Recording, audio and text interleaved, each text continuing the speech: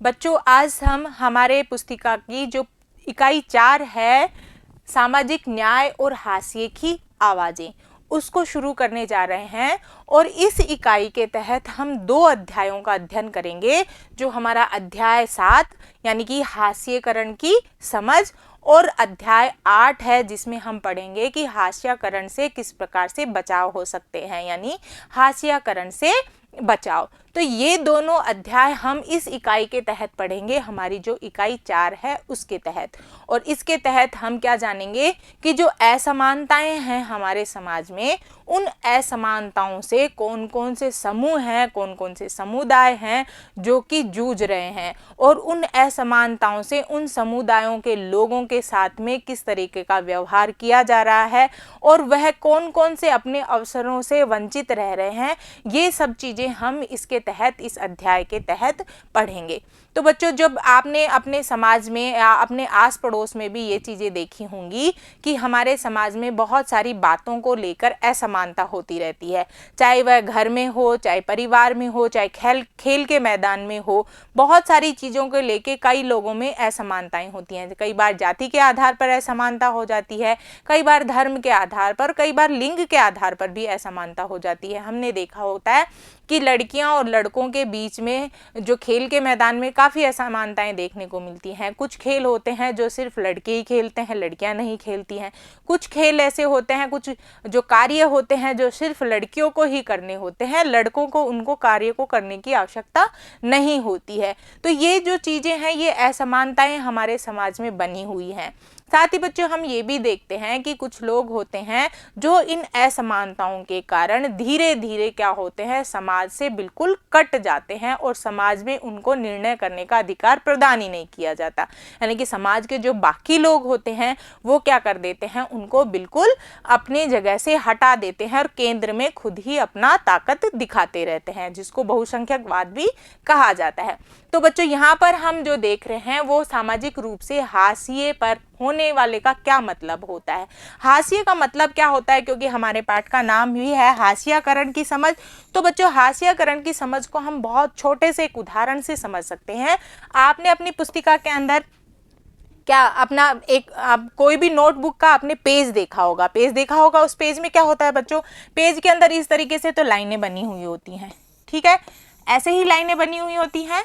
और हमें लिखना होता है, वो किधर लिखना होता है, इस वाले भाग में लिखना होता है। कौन से वाले भाग में, इस वाले भाग में लिखना होता है। इस वाले भाग में हम कभी नहीं लिखते हैं। ये वाला भाग क्या होता है, खाली होता है ना। आपने देखा होगा अपनी कॉपी का पेज, अगर नहीं देखा है तो एक बार खोल के देख लीजिए। हमारी कॉपी के अंतर्गत ये जो लाइन होती है, इस लाइन से हम इधर कभी भी नहीं लिखते, हमेशा इधर ही लिखते हैं।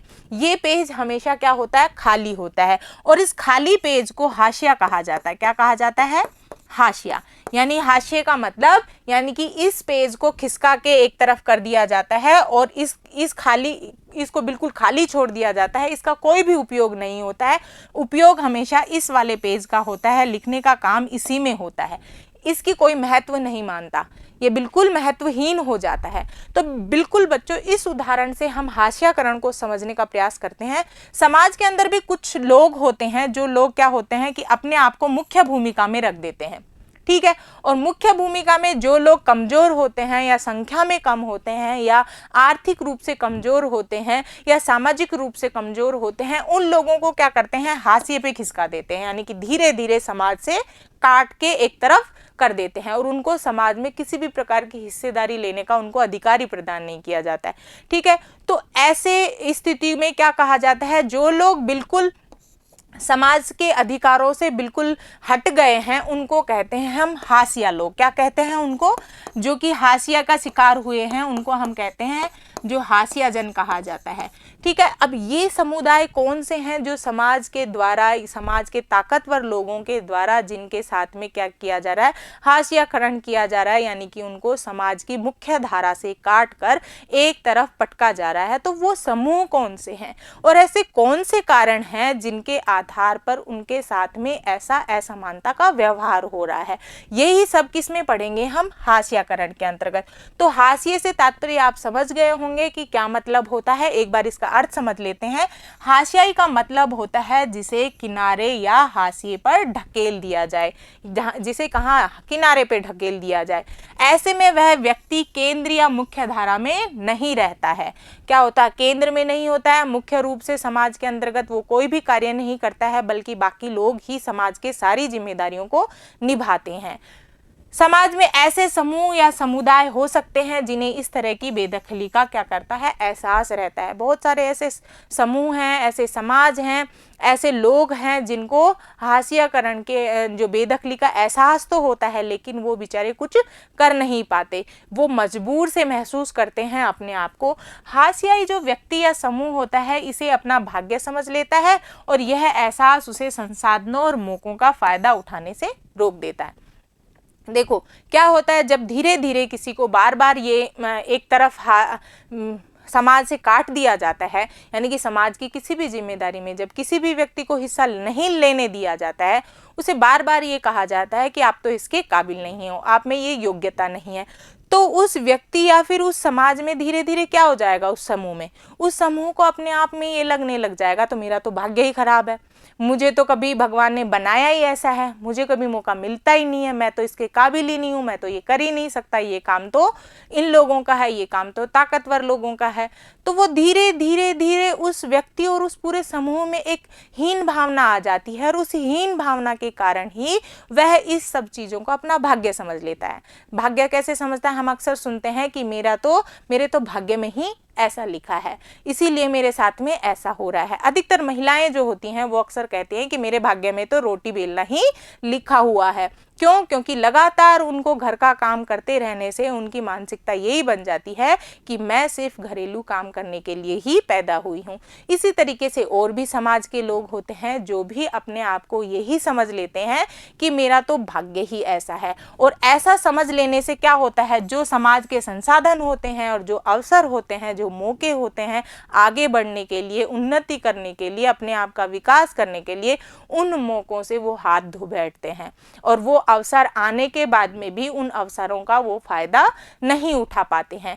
तो ऐसे लोग धीरे धीरे क्या होते हैं, समाज से बिल्कुल कट जाते हैं एकदम, और उनके साथ में लगातार समाज के जो बहुसंख्यक लोग होते हैं, जो ताकतवर लोग होते हैं, वो भेदभाव करते रहते हैं। इसको बच्चों हम जो ये सारी चीज़ें हैं हाशियाकरण की, इसको हम असमानता से ले सकते हैं। किससे? असमानता से। क्यों? क्योंकि असमानता के आधार पर ही तो ये हाशियाकरण हो रहा है। असमानता किस आधार पे हो सकती है? या तो आर्थिक आधार पे हो सकती है, यानी कि पैसों के आधार पर कि कोई व्यक्ति हाशियाकरण का शिकार हो सकता है। क्यों? क्योंकि किसी के पास में बहुत ज़्यादा पैसा होगा तो वो ताकतवर होगा, तो वही समाज के अंतर्गत अपनी पेठ बनाए रखेगा, तो आर्थिक रूप से असमानता हो सकती है गरीब व्यक्तियों के साथ में। इसके साथ बच्चों सामाजिक जो असमानता होती है वो सर्वाधिक होती है। सामाजिक असमानता के तहत, यानी समाज के अंदर जो रीति रिवाजें हैं, जो संस्कृति प्रचलित है, उसके आधार पर भी कुछ लोगों को क्या किया जाता है, कमजोर मानकर उनके साथ में भेदभाव किया जाता है। ठीक है, जैसे जाति के आधार पर किया जाता है, हम हमारे समाज में देखते हैं, या फिर अल्पसंख्यकों के आधार पर किया जाता है, यानी कि धर्म के आधार पर या भाषा के आधार पर जो लोग कम होते हैं उनके साथ में भी असमानता होती है। या फिर लिंग के आधार पर किया जाता है, यानी कि महिला और पुरुष के आधार पर, पुरुष प्रधान जो होते हैं वो अपने आप को ताकतवर समझते हैं, तो इसलिए जो लैंगिक आधार पर महिलाओं के साथ में भी असमानता होती रहती है। तो ये सब किस में आएंगे? सामाजिक असमानता के तहत। तीसरी बच्चों जो असमानता होती है वो राजनीतिक भी हो सकती है। राजनीतिक जो असमानता होती है वो मुख्य रूप से शिक्षा के आधार पर होती है, यानी कि जो या फिर राजनीति के अंदर जिन लोगों की पेठ होती है वो ही लोग राजनीति का निरंतर क्या करते रहते हैं, फायदा उठाते रहते हैं। और जो अशिक्षित और गरीब निम्न तबके के लोग होते हैं जिनको राजनीति से कोई मतलब नहीं होता, वो लगातार असमानता के शिकार होते रहते हैं, उनके साथ में लगातार भेदभाव होता रहता है। तो इस तरीके से हमारे समाज में मुख्य रूप से आर्थिक, सामाजिक और राजनीतिक असमानता प्रचलित है। और इनसे जो लोग जूझ रहे हैं, जो समूह इन भेदभावों से जूझ रहे हैं, वो ही लोग हाशियाकरण का शिकार होते हैं। समझ में आ रहा है? तो हम हमारा जो ये अध्याय है इसके अंदर मुख्य रूप से दो समूहों के बारे में बात करेंगे। एक तो हम बात करेंगे आदिवासियों के बारे में। आदिवासियों की सामाजिक स्थिति जो होती है वो बिल्कुल अलग होती है। वो सामाजिक भेदभाव के तहत आते हैं और सामाजिक स्थिति अलग होने के कारण धीरे धीरे समाज में उनको हाशिए पर धकेल दिया जाता है। साथ ही हम दूसरा समूह की बात करेंगे, वो करेंगे अल्पसंख्यक समूह की, और जिसके तहत हम मुस्लिम लोगों के बारे में बात करेंगे कि जो मुस्लिम समाज है वो हमारे पूरे भारत के अंदर उनकी संख्याएं कम है। ये संख्या कम होने के साथ में उनके साथ में कौन कौन सी ऐसी असमानताएं हो रही हैं जिनके कारण वो अपने अधिकारों को अब पूरी तरीके से प्राप्त नहीं कर पा रहे हैं। इन दोनों के बारे में हम चर्चा करेंगे। तो चलिए एक बार देख लेते हैं कि ये जो हाशियाकरण है इसके कौन कौन से कारण होते हैं। हाशियाकरण की वजह क्या होती है बच्चों? इसकी अलग अलग रीति रिवाज को अपनाना भी होता है। जैसे मैंने आपको बताया था कि सामाजिक जो कारण होते हैं, यानी कि अलग अलग रीतियों के आधार पर क्या होता है कि उनकी संस्कृति, उनका पहनावा, उनकी भाषा, ये खान पान, ये सब क्या होता है, अलग अलग होता है। और जब वो पूरे समाज से बिल्कुल अलग होता है तो उस व्यक्ति को, उस समूह को एकदम से क्या कर दिया जाता है, तो समाज से बाकी लोगों के द्वारा काट दिया जाता है। तो रीति रिवाज के आधार पर हाशियाकरण हो सकता है। साथ ही अल्पसंख्यक के आधार पर भी हाशियाकरण हो सकता है। हमने पहले भी बात की थी कि समाज के अंदर कुछ लोग तो होते हैं जिनकी संख्या बहुत ज़्यादा होती है, यानी कि वो बहुसंख्यक होते हैं, और कुछ लोग होते हैं जिनकी संख्या समाज में कम होती है, उनको अल्पसंख्यक कहा जाता है। और हमारे भारत देश के अंतर्गत मुख्य रूप से धर्म के आधार पर और भाषा के आधार पर अल्पसंख्यकों का जिक्र किया गया है। और हम मुख्य रूप से जो अल्पसंख्यक की बात करते हैं वो धर्म के आधार पर ज़्यादा करते हैं। तो इनके साथ में भी हाशियाकरण की, इनकी भी संख्या कम होने के कारण भी इनके साथ में हाशियाकरण की समस्या उत्पन्न होती है। तीसरी बात है निम्न सामाजिक स्तर। निम्न सामाजिक स्तर का मतलब होता है समाज में जिन लोगों की पेट कम होती है, यानी कि समाज की स्थिति जिनकी कमजोर मानी जाती है जाति के आधार पर, तो उन लोगों की धीरे धीरे क्या हो जाती है कि उनका स्तर निम्न से निम्नतर होता चला जाता है। तो ऐसे लोग भी धीरे धीरे हाशिए पर धकेल दिए जाते हैं। इसमें मुख्य रूप से तो जो गरीब लोग होते हैं जिनका सामाजिक स्तर निम्नतर होता चला जाता है गरीबी के कारण, और जातिगत होते हैं, जाति के आधार पर जो वर्षों से चली आ रही जो परंपराएं हैं उसके आधार पर ग्रामीणों के अंतर्गत जो जाति के आधार पर भेदभाव किया जाता है, तो वो लोग भी हाशिए के शिकार हो जाते हैं। साथ ही लैंगिक भेदभाव भी होता है, यानी कि महिला पुरुष को भी अलग अलग मानकर उनके साथ भेदभाव किया जाता है। तो ये सब आते हैं निम्न सामाजिक स्तर के तहत, और ये कारण होते हैं 3 जो हाशियाकरण के कारण होते हैं: रीति रिवाज, अल्पसंख्यक होना और निम्न सामाजिक स्तर होना। तो इस प्रकार से बच्चों अब हम देखते हैं कि हमारे जो समाज में कौन कौन से समूह हैं, जिसमें हम सबसे पहले बात करते हैं आदिवासी समूह की। और इस समूह की बात करने से पहले हम देखते हैं एक कहानी, बहुत ही अच्छी सी कहानी है। इसके अंतर्गत आदिवासी और हाशियाकरण की बात को स्पष्ट किया गया है। इसके अंदर दिल्ली के अंदर एक परिवार है जिसमें 2 बच्चे हैं, सोमा और हेलन। सोमा और हेलन दोनों बहन भाई हैं, और उनके दादाजी हैं जो क्या देख रहे हैं, कार्यक्रम देख रहे हैं गणतंत्र दिवस का। गणतंत्र दिवस के कार्यक्रम में वो टीवी पर देख रहे हैं कि जो आदिवासी लोग हैं वो क्या कर रहे हैं, नाच रहे हैं और नाव पर बैठे हैं। तो वो देख रहे हैं कि आदिवासी अलग अलग गाना बजा रहे हैं और नाच रहे हैं।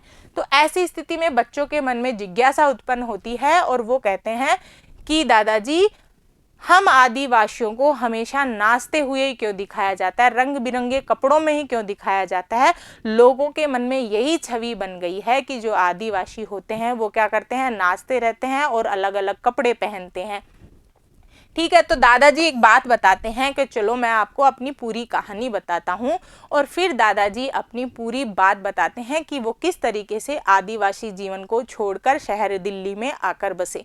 तो इसमें वो कहते हैं कि जब मैं तुम्हारी तरह छोटा था तो मैं उड़ीसा में, हमारा बहुत ही खूबसूरत सा एक गाँव था, वहाँ पर हमारी ज़मीन थी और जंगल थे, और हम जंगल और ज़मीन के माध्यम से ही अपना गुजारा करते थे।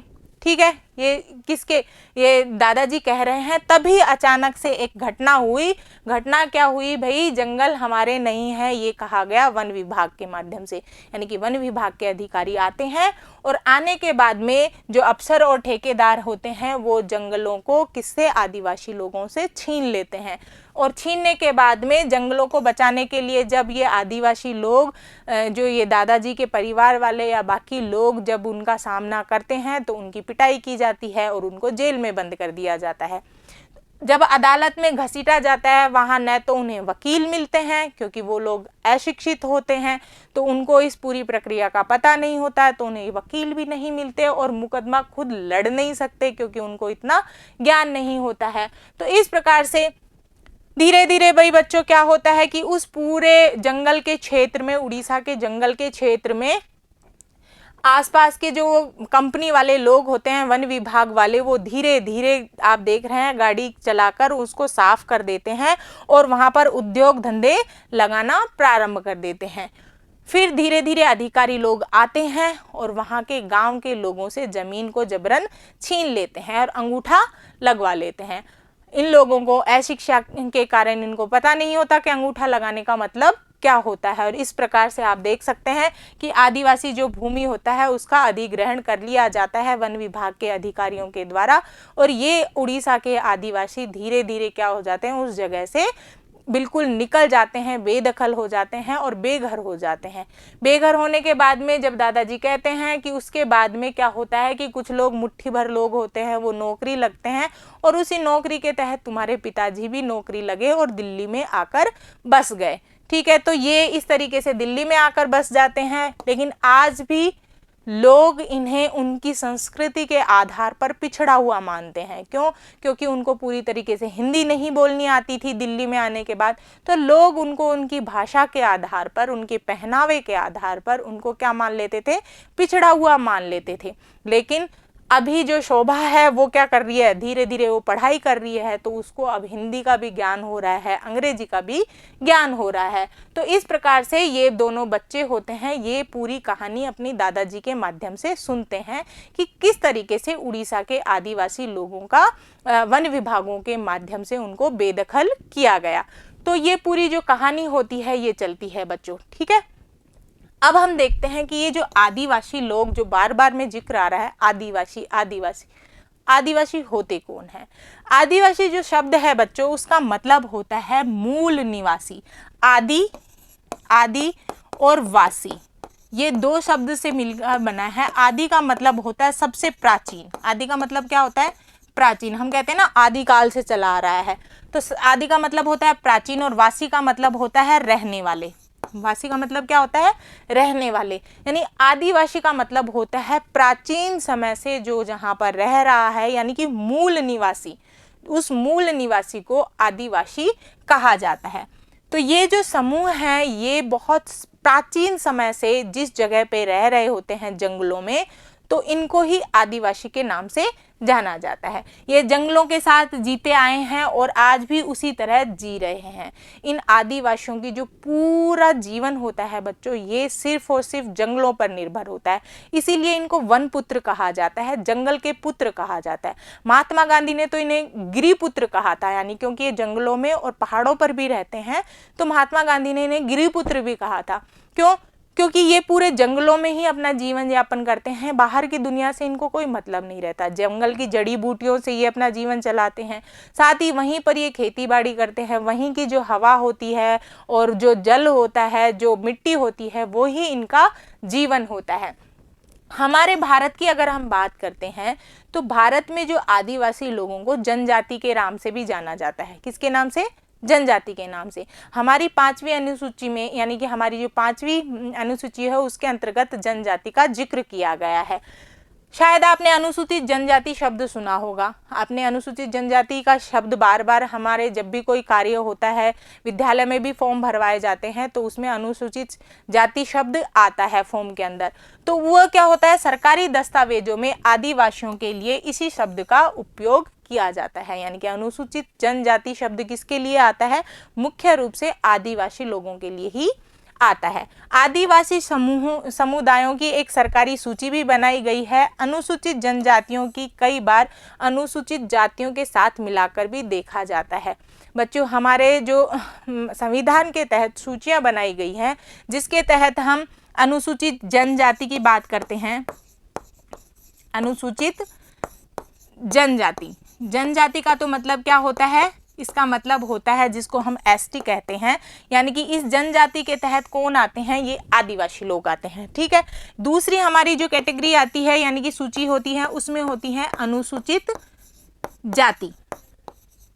अनुसूचित जाति, अनुसूचित जो जाति होती है उसको हम एससी के नाम से भी कहते हैं। इनके अंदर हमारे समाज के जो पिछड़े हुए वर्ग आते हैं या कुछ जातियां होती हैं जिनके साथ भेदभाव ज़्यादा होता है, उन जातियों को शामिल किया जाता है। और तीसरा जो हमारा वर्ग होता है जिसको हम अन्य पिछड़ा वर्ग भी कहते हैं, क्या कहते हैं, अन्य पिछड़ा वर्ग, ये होता है बच्चों, इसको हम ओबीसी के नाम से जानते हैं। तो मुख्य रूप से ये जो तीनों होती हैं, तो इनमें क्या होता है, जो जनजातियों को एसटी के तहत रखा जाता है, लेकिन कई बार ऐसा होता है कि उन्हें अनुसूचित जाति और जनजाति के नाम से पुकारा जाता है, यानी कि इनको जाति और जनजातियों में शामिल कर लिया जाता है। तो मैं सोचती हूँ कि आदिवासी जो शब्द है उसको आप अच्छी प्रकार से समझ गए होंगे। देखो, अगर हम बात करते हैं हमारे भारत की, हमारे पूरे भारत की जो 2001 की जनगणना है, उस 2001 की जनगणना के आधार पर 2011 की जनगणना के आधार पर, हमारे भारत की 2011 की जनगणना के आधार पर 8.2 कुछ प्रतिशत जो आदिवासी लोग रहते हैं हमारे पूरे देश के अंतर्गत, यानी कि आदिवासियों की जो आबादी है हमारे देश में कितने प्रतिशत है, 8% मान लो, लगभग 8% है। भारत में 500 से ज़्यादा आदिवासी समूह होते हैं, अलग अलग राज्यों में ये समूह बसे हुए हैं, लगभग 500 से भी ज़्यादा ये समूह है। छत्तीसगढ़, झारखंड, मध्य प्रदेश, उड़ीसा, गुजरात, महाराष्ट्र, राजस्थान, आंध्र प्रदेश, पश्चिम बंगाल, मेघालय, मिजोरम, नागालैंड और त्रिपुरा, ये कुछ राज्यों के नाम हैं बच्चों। इन राज्यों में आदिवासियों की संख्या ज़्यादा है। अकेले उड़ीसा में तो 60 से ज़्यादा अलग अलग समूह रहते हैं, यानी कि उड़ीसा की अब अगर हम बात करते हैं तो वहाँ पर 60 से ज़्यादा आदिवासियों के समूह हैं। यहाँ पर आप एक मानचित्र देख रहे हो बच्चों, इस मानचित्र के अंतर्गत जो आदिवासी लोग हैं उनकी संख्या उस राज्य के अनुसार बताई गई है कि राज्य की कुल संख्या का कितना प्रतिशत वहाँ पर आदिवासी लोग रहते हैं। जैसे जहाँ पर ये आपको लाल रंग दिखाई दे रहा है, ये मेघालय में दिखाई दे रहा है, नागालैंड में दिखाई दे रहा है और मिजोरम में दिखाई दे रहा है। यहाँ पर आधे से ज़्यादा, यानी कि 50% से ज़्यादा लोग आदिवासी हैं। ठीक है, ये आपको 3 राज्य दिखाई दे रहे हैं। ये जो नीला रंग दिखाई दे रहा है यहाँ पर अरुणाचल प्रदेश के अंतर्गत, ये अरुणाचल प्रदेश के अंतर्गत बच्चों देखो 68.8%, यानी कि 68.8% जनसंख्या क्या है, आदिवासी है यहाँ पे अरुणाचल प्रदेश में। इसी तरीके से आप ये हरी लाइन देख सकते हो, यहाँ पर भी आदिवासी लोग हैं छत्तीसगढ़ में, और यहाँ पे झारखंड के अंतर्गत और यहाँ सिक्किम के अंतर्गत। तो ये लोग यहाँ पर 25 से 50% है, और ये नीले रंग के अंदर यहाँ पर भी आदिवासी पाए जाते हैं। अलग अलग राज्यों में संख्या अलग अलग है। जैसे अगर हम झारखंड की, छत्तीसगढ़ की बात करते हैं तो यहाँ पर जो 30.6% जनसंख्या आदिवासी है। अगर हम राजस्थान की बात करते हैं तो हमारे राजस्थान में 13.5% आदिवासी लोग रहते हैं। तो इस तरीके से भारत के अधिकांश राज्यों के अंतर्गत आदिवासी लोग रहते हैं। सिर्फ 2 ऐसे राज्य हैं जहां पर आदिवासी लोग नहीं पाए जाते हैं, ये तो है पंजाब और दूसरा है हरियाणा। यानी यहाँ पर आदिवासी लोगों की संख्या बहुत ही निम्नतर है, यानी कि न के बराबर है। कौन कौन से राज्यों में, पंजाब और हरियाणा में। बाकी सारी राज्यों के अंतर्गत ये आदिवासी लोग पाए जाते हैं। ठीक है, तो इस तरीके से हम ये देखते हैं कि आदिवासी लोग कहाँ कहाँ पर पाए जाते हैं। अब बात करते हैं आदिवासी समूह की जो संस्कृति होती है वो किस प्रकार से होती है, आदिवासियों का रहन सहन और संस्कृति कैसे होती है। आपने बहुत सारे तस्वीर देखे होंगे, यहाँ पर भी आपको कुछ तस्वीरें दिखाई दे रही हैं जहाँ पर आदिवासी महिलाओं की और आदिवासी पुरुषों को आपको चित्र दिखाई दे रहे हैं। तो देखो, इसके माध्यम से आपको क्या दिखाई दे रहा है कि ये लोग, इनके कुछ जेवर अलग हैं, इनका पहनावा अलग है, सिर पे इनके अलग है, चेहरा इनका अलग अलग तरीके से रंगा हुआ है, ये लोग कानों में, नाकों में कुछ अलग पहने हुए हैं। आप देख रहे हैं यहाँ पर ये नृत्य कर रहे हैं, इनका नृत्य भी एक अलग सा ही है।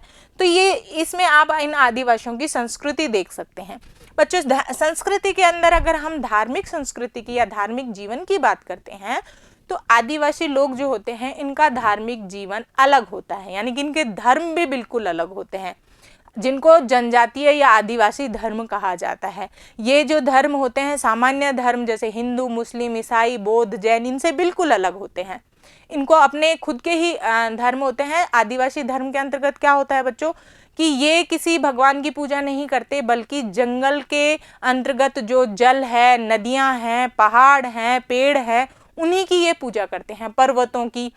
ठीक है, तो इनके पूजा, जो उपासना के जो देवता होते हैं वो पर्वत, पहाड़, नदियां ये होते हैं। साथ ही इनके जो लोग मर चुके हैं, जिनको ये पितृ मानते हैं, उन पितरों की भी ये पूजा करते हैं। ठीक है, तो पितृ और जो वन के जो बाकी लोग होते हैं, वन की जो संपत्ति होती है, उनको ही ये अपना क्या मानते हैं, देवता मानते हैं। साथ ही इनकी पूजा करने का तरीका भी अलग अलग होता है। ये पेड़ पौधों को और पुरखों की जो चीज़ें होती हैं उन्हीं की ज़्यादा पूजा करते हैं। आदिवासियों के अपने बहुत सारे जनजातीय धर्म होते हैं, ये बिल्कुल बाकी धर्मों से अलग होते हैं। ये अपने पुरखों की, गांव की और प्रकृति की उपासना करते हैं। ये किसी भगवान को, अल्लाह को या यीशु मसीह को नहीं मानते, बल्कि ये जो प्रकृति की जो चीज़ें होती हैं और जो पितृ होते हैं, जो कि इनके पुरखों के जो व्यक्ति होते हैं जो मर चुके हैं, उन्हीं लोगों की उपासना करते हैं। प्रकृति से जुड़ी हुई आत्माओं में ये पर्वत, नदी, पशु आदि की आत्माएं हैं। देखो, ये क्या मानते हैं कि पर्वत भी एक आत्मा है, यानी कि जीवित चीज है। पेड़ पौधे भी आत्माएं होती हैं, नदियों में भी आत्माएं होती हैं, यानी कि इनका मानना होता है कि ये जो प्रकृति के अंदर जो भी चीजें हैं ये जीवित है, इनकी आत्माएं होती हैं जो विभिन्न स्थानों से जुड़ी हुई होती है और इनका वही निवास माना जाता है। यानी कि नदियों का निवास होता है जहाँ पर वो बहती हैं, तो वही स्थल इनका क्या होता है, खुद का निजी होता है। ठीक है, तो ये नदियां कहाँ रहेंगी, जहाँ पे नदियां बह रही हैं, तो ये उनको माताओं के नाम से जानते हैं। पर्वतों को वो भगवान के नाम से पुकारते हैं और उनका मानना होता है कि वो जीवित होते हैं। जो ग्राम आत्माओं की अक्सर गांव की सीमा के भीतर निर्धारित पवित्र लता कुंजों को पूजा जाता है। ये गांव की भी आत्मा को मानते हैं। इनका मानना होता है कि हर गांव की आत्मा होती है ग्रामीण क्षेत्र पर, और गांव की आत्मा को ये कैसे पूजते हैं, कोई भी एक पेड़ होता है, कोई भी एक लता होती है, बेल होती है, उसको वो गाँव की आत्मा मान लेते हैं और उसी जगह पर वो पूजा करते हैं। आपने कई बार देखा होगा, गाँव में एक ऐसी जगह होती है, एक ऐसा स्थान होता है जहाँ पर कोई बहुत बड़ा पेड़ होता है, चबूतरा होता है, वहां पे गांव के सभी लोग जाते हैं और एक विशेष दिन पर या कभी भी बहुत पकवान बना के उसकी पूजा पाठ करते हैं। इनका मानना ये होता है कि गांव की जो आत्मा है वो इस जगह पर निवास करती है, जबकि पुरखों की उपासना ये घर से बाहर करते हैं। तो इस प्रकार से बच्चों इनका अपना ही खुद का धर्म होता है। लेकिन कई बार क्या होता है कि इनके जो आदिवासियों का जो धर्म होता है वो आसपास के जो साम्राज्य होते हैं, जब भारत के अंदर बहुत सारे राजा रहते थे तो आसपास के जो साम्राज्य के लोग थे उन्होंने इसको प्रभावित किया, क्योंकि वो प्रभुत्वशाली थे। लेकिन फिर भी क्या हुआ, इन पर कोई असर नहीं पड़ा, बल्कि क्या हुआ, उस राज्य के जो राजा थे वो ही इन लोगों से विभिन्न प्रकार के संसाधनों के लिए क्या लेते थे, सहायता लेते थे। इसमें आप देख सकते हैं कि उड़ीसा का जो जगन्नाथ पंथ है, यानी जगन्नाथ का ये जो आप मंदिर देख रहे हैं, इसको जगन्नाथ पंथ कहा जाता है, वो आदिवासियों से पूरी तरीके से प्रभावित है। साथ ही बंगाल और असम राज्य की जो शक्ति और तांत्रिक परंपराएं हैं वो भी पूरी तरीके से आदिवासियों के ही धर्म के आधार पर कार्य करती हैं। तंत्र वंत्र विद्याएं जो होती हैं वो सब क्या किससे ली गई हैं, आदिवासियों से ली गई हैं। 19वीं सदी में तो बहुत सारे आदिवासियों ने ईसाई धर्म अपनाया था, क्योंकि 19वीं सदी में हमारे देश में अंग्रेज आए थे, तो अंग्रेजों ने जंगलों को अपने अधीन करने के लिए जबरन इन आदिवासियों के धर्म को परिवर्तित करवाकर ईसाई धर्म उनको अपनाया गया था, यानी कि उन लोगों को जबरन ईसाई धर्म दिलवा दिया गया था। तो अभी बहुत सारे जो आदिवासी हैं वो ईसाई धर्म को भी मानते हैं। इसी प्रकार से बच्चों आदिवासियों की अपनी एक भाषा होती है, यानी कि बोलने का तरीका होता है, जो कि हिंदी और अंग्रेजी से बिल्कुल अलग होती है। तो इनकी जो आदिवासियों की भाषा होती है उसमें ज़्यादातर संस्कृत से बिल्कुल अलग होती है। जैसे हम ये मानते हैं कि जो संस्कृत है वो सबसे प्राचीन भाषा है, ठीक है, संस्कृत का जन्म सबसे पहले हुआ है। तो इसी तरीके से आदिवासियों की जो भाषा होती है वो भी सबसे प्राचीन होती है, यानी कि संस्कृत के बराबर की ही समय की होती है, ठीक है। तो उतनी ही पुरानी मानी जाती है आदिवासियों की भाषा भी। इसमें जो भाषा है बांग्ला भाषा है, इन भाषाओं में बांग्ला भाषा जैसी भाषा को भी आदिवासियों की भाषा ने प्रभावित किया है, यानी कि जो बांग्ला भाषा है उसके अधिकांश जो शब्द हैं वो आदिवासी शब्द हैं, ठीक है। तो इस तरीके से ये जो इनकी अपनी एक भाषा है जो दूसरी भाषाओं को भी प्रभावित करती है। अगर हम प्रमुख भाषा के अंदर बात करें तो बच्चों आदिवासियों की जो संथाली भाषा है वो सबसे ज़्यादा बोले जाने वाली भाषा होती है। और हमारे भारतीय संविधान की जो 8वीं अनुसूची है, 8वीं अनुसूची के अंतर्गत हमारे देश की जितनी भी भाषाएं हैं उनमें से जो प्रमुख भाषाएं हैं उनको संवैधानिक दर्जा दिया गया है। और 22 भाषाएं ऐसी हैं जिन भाषाओं को संवैधानिक दर्जा दिया गया है। और उन 22 भाषाओं में जो संथाली और बोडो 2 ऐसी भाषाएं हैं जो मात्र आदिवासी भाषाएं हैं, जिनको संविधान की अनुसूची के तहत 22 भाषाओं के अंतर्गत दर्जा दिया गया है। तो इस प्रकार से बच्चों आदिवासियों की अपनी भाषा होती है। अब बात कर लेते हैं आदिवासियों की प्रचलित छवियां।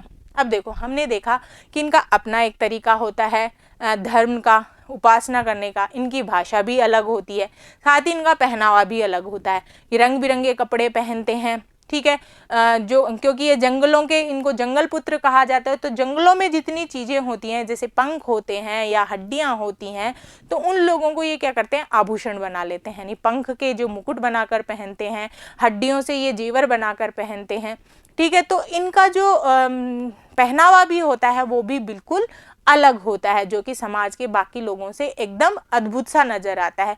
तो ऐसी स्थिति में समाज के जो लोग हैं इनकी छवि बना लेते हैं कि ये क्या है, पिछड़े हुए लोग हैं और ये आगे बढ़ना ही नहीं चाहते हैं। क्यों? क्योंकि इनकी जो छवि होती है वो हमेशा एक जैसी बनी रहती है।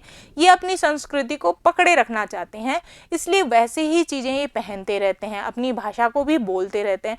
तो बाकी लोग क्या सोचते हैं कि ये लोग तो विकसित होना ही नहीं चाहते हैं, ये लोग तो चाहते ही नहीं हैं कि इनके समाज में, इनके पहनावे में, इनके बोलचाल में कोई बदलाव किया जाए। समझ में आ रहा है? तो ये जो छवि बन रही है, ये छवि इनके विकास को अवरुद्ध करती है। आदिवासियों का अपना अलग अलग पहनावा होता है, रंग बिरंगे कपड़े, सिर पर मुकुट, हड्डियों व फूल पत्तों के आभूषण इनके पहनावे में शामिल होते हैं। इनके अपने अपने नृत्य होते हैं, आदिवासियों के अपने अपने नृत्य भी होते हैं। बच्चों अभी आपने अगर देखा हो अखबारों में तो इनके नृत्य का जो होता है एक बहुत बड़ा पूरे राष्ट्रीय स्तर पर आदिवासियों के नृत्य का एक प्रतियोगिता भी रखी जाती है। तो इनके अपने अपने नृत्य होते हैं। यहाँ पर आप देख सकते हो कि कुछ लोग हैं जो नृत्य कर रहे हैं अलग अलग पोशाकों में सजे हुए, और इसी कारण से इनको क्या कहा जाता है, पिछड़ा माना जाता है। समाज के जो बाकी लोग होते हैं इनकी पूरी छवि को देख के, इनकी बोली को देख के उनको क्या कह देती है कि ये पिछड़ा हुए हैं। आदिवासियों पर आरोप लगाया जाता है कि ये आगे बढ़ना नहीं चाहते हैं, ये बदलाव या विचार से दूर रहना चाहते हैं, विचारों से, विकास से दूर रहना चाहते हैं।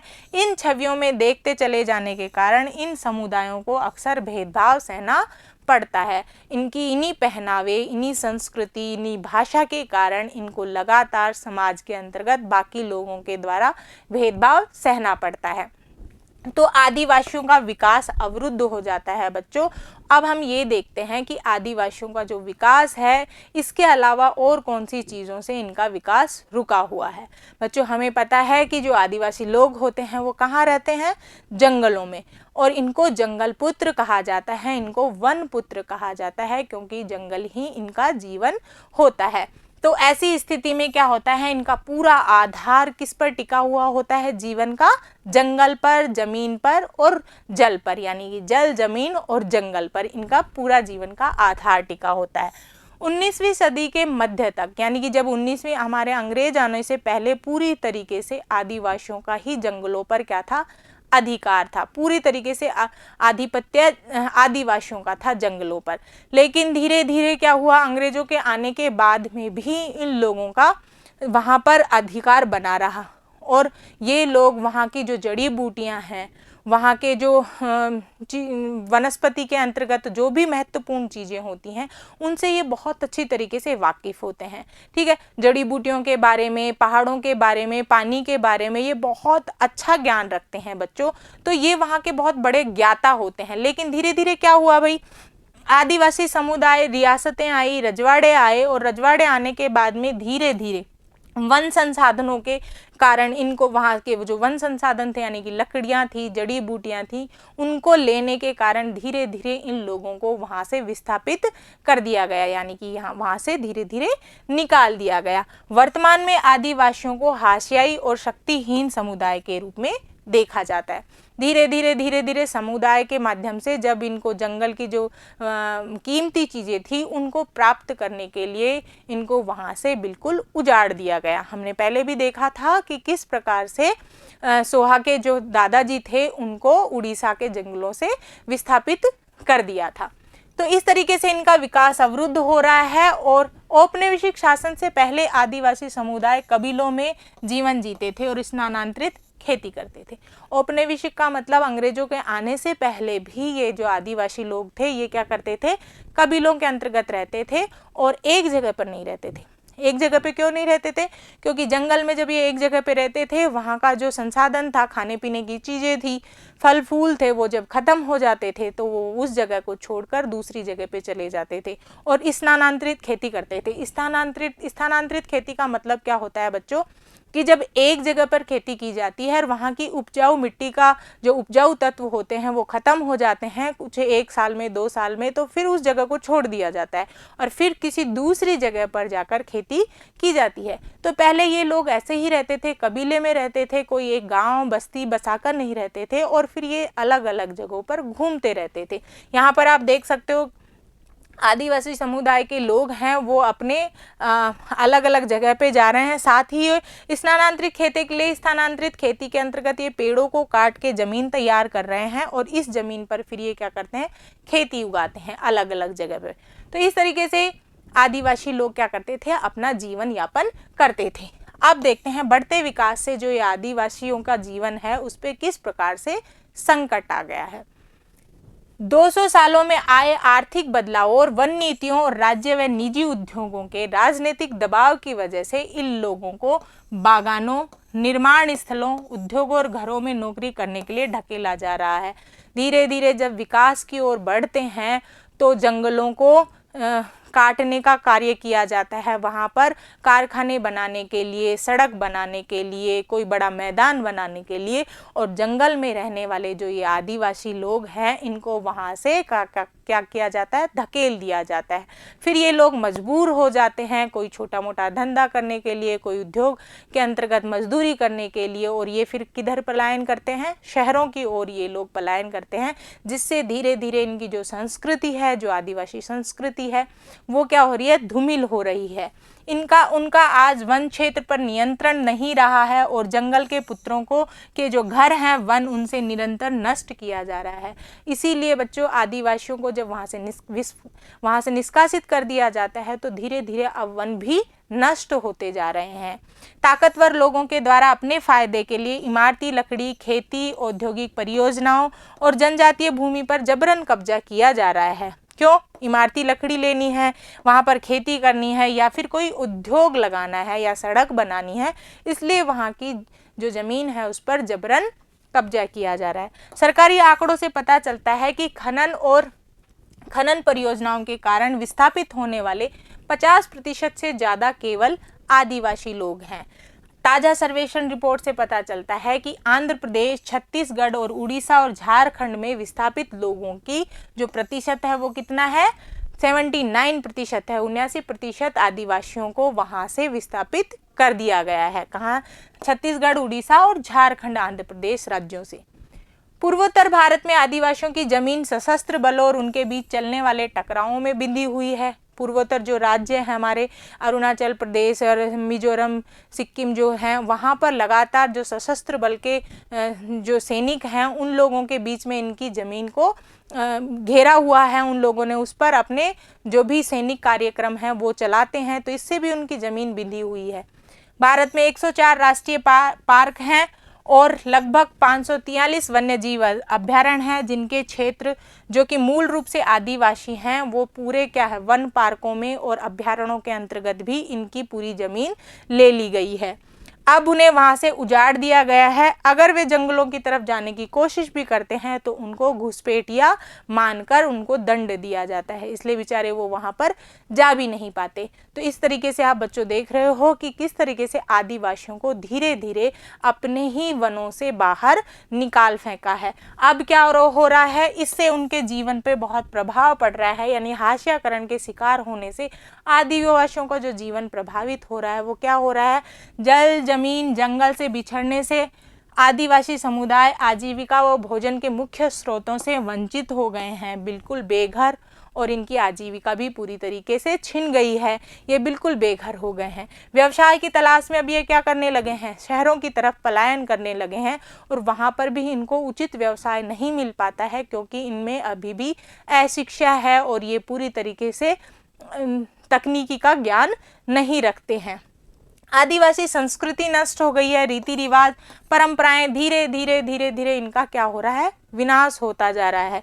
गरीबी व लाचारी भरा जीवन ग्रामीण इलाकों में 45% और शहरी इलाकों में 35% आदिवासी समूह गरीबी रेखा से नीचे कुपोषण का जीवन जी रहे हैं। धीरे धीरे इनमें गरीबी आती जा रही है और ये कुपोषित होते जा रहे हैं। आदिवासी जीवन के आर्थिक और सामाजिक आयाम एक दूसरे से जुड़े हुए हैं। एक दायरे में होने वाला विनाश दूसरे दायरे को भी प्रभावित करता है। इनके संसाधनों के लिए होने वाली छीना झपटी और विस्थापन की प्रक्रिया अक्सर दर्दनाक और हिंसक होती है। तो बच्चों यही जो कारण है, ये सब कारण है जो आदिवासियों को धीरे धीरे हाशियाकरण की तरफ लेके जा रहे हैं, और इनकी इस कमज़ोर स्थिति के कारण ये समाज से बिल्कुल कट चुके हैं। तो इस प्रकार बच्चों हमने जो आदिवासी समूह था उसका जो हाशियाकरण हो रहा है वो किन कारणों से हो रहा है और किस प्रकार से हो रहा है उसकी पूरे हमने विस्तार से चर्चा की। मैं समझती हूँ ये पूरी चर्चा के माध्यम से आपको समझ में आ गया होगा कि हाशियाकरण के तहत आदिवासियों को किस तरीके से भेदभाव का सामना करना पड़ रहा है।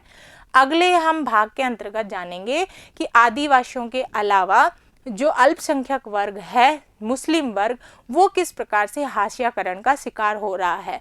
तो तब तक के लिए बने रहिए। आपका बहुत बहुत धन्यवाद।